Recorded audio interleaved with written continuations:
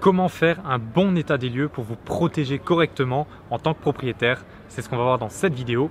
C'est parti!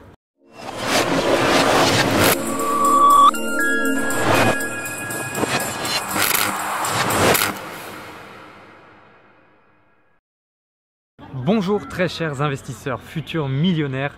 C'est Franck, fondateur de Immomillion, une société où on accompagne les personnes à se créer la vie qu'ils désirent réellement grâce à l'investissement immobilier.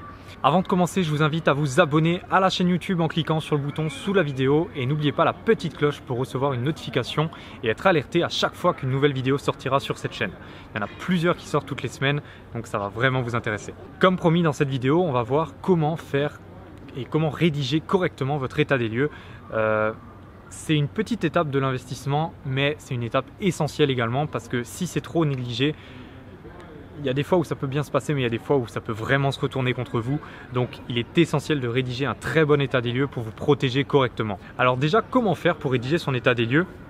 Dans une autre vidéo que je vous avais faite, je vous la mets en i comme info à droite ou à gauche, je ne sais plus, je vous expliquais comment rédiger un bon bail.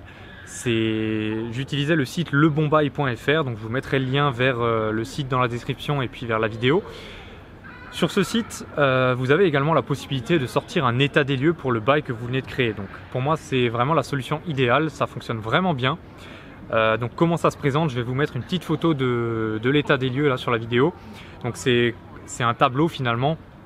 Avec les différentes cases, les différentes pièces, les différents états et les différents éléments des pièces.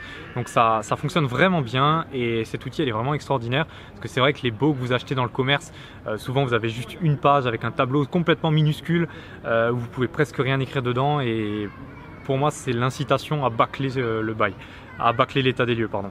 Donc il est important d'avoir déjà un support correct, donc le bon bail fait très bien le travail, donc vous pouvez faire le bail et l'état des lieux sur le même site. Donc ensuite, comment le rédiger correctement? Déjà la première des choses, c'est pré-remplissez votre état des lieux.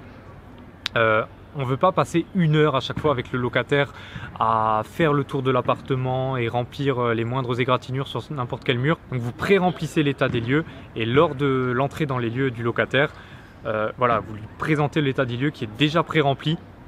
C'est à lui s'il veut de faire un tour ou vous faites un tour avec lui, mais tout sera déjà pré-rempli. Donc il n'y aura pas de contestation possible. Je veux dire, s'il y a un truc vraiment qu'il veut contester, qu'il n'est pas d'accord, à la limite vous voyez, mais sinon il ne prend pas l'appartement, c'est aussi simple que ça.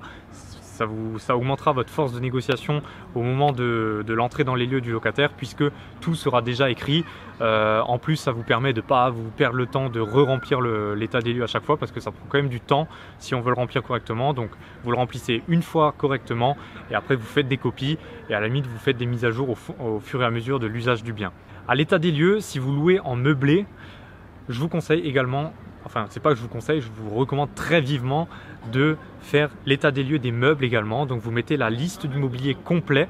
Moi je vais jusqu'à mettre tous les ustensiles de cuisine etc. Voilà, je mets qu'il y a 6 cuillères à café, 6 cuillères à soupe, 6 fourchettes, 3 casseroles, enfin bref. Donc vous faites vraiment l'inventaire complet et derrière vous mettez également une valeur. Qu'est-ce que ça veut dire? Voilà, table basse, valeur 290 €. Lit, valeur 350 €. Télé, 300 €. Pourquoi on fait ça? Juste pour que le locataire se rende compte de la valeur des choses. Donc si un jour il devait y avoir détérioration, ben, il sait que ce qui vient de détériorer, ça vaut tant et tant. Et vous pouvez très bien lui fournir les factures s'il les demande. Enfin voilà, le but c'est pas de mettre n'importe quel prix, vous mettez les vrais prix. Et ça vous servira aussi le jour où éventuellement il y aura une casse ou bien une dégradation. Si vous devez retenir quelque chose sur la caution, ben, ça vous permettra d'avoir une base pour calculer la retenue sur la caution. J'ai un exemple, vous avez une caution de 800 € sur un appartement, le locataire a, je sais pas, il a tapé avec un marteau dans la télé, enfin je sais pas. Si la télé vaut 300 €, il faut la remplacer entièrement, ben voilà. C'est écrit noir sur blanc sur l'état des lieux, télé valeur 300 €, donc on lui prend 300 € sur la caution. Et il n'y a même pas de quoi contester. Et vous avez vraiment une base de négociation un petit peu, enfin il n'y a même plus de négociation puisque c'est vraiment écrit noir sur blanc. Donc ça, je vous le conseille vivement. Donc voilà, tout simplement le fait d'être, enfin plus vous serez précis sur l'état des lieux et plus vous aurez enfin moins il y aura finalement de points de contestation sur lors de la réclamation de la caution ou alors lors de l'entrée dans les lieux.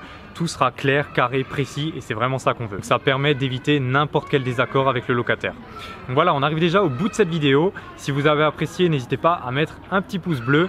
Posez-moi vos questions sur tout ce qui concerne les états des lieux, les baux, etc. dans les commentaires. Je m'y ferai un plaisir d'y répondre. Et avant de vous quitter, je vous invite à regarder dans la description de la vidéo. Je vous ai préparé une conférence en ligne où je vous présente tout le système que j'applique pour moi et les personnes que j'accompagne. Donc c'est le système Arnato. C'est tout simplement le système où on va finalement reprendre toutes les étapes de ce système, donc de A à O, donc analyse, recherche, négociation, achat, travaux et optimisation fiscale. Le but c'est vraiment que je vous montre étape par étape comment ça se passe. Il y a vraiment beaucoup de contenu qui va être délivré lors de cette conférence. Ça dure un peu plus d'1 heure, c'est entièrement offert. Ce serait dommage de ne pas en profiter. Je vous remets le lien dans la description sous la vidéo et je vous dis à la prochaine pour une autre vidéo. Ciao.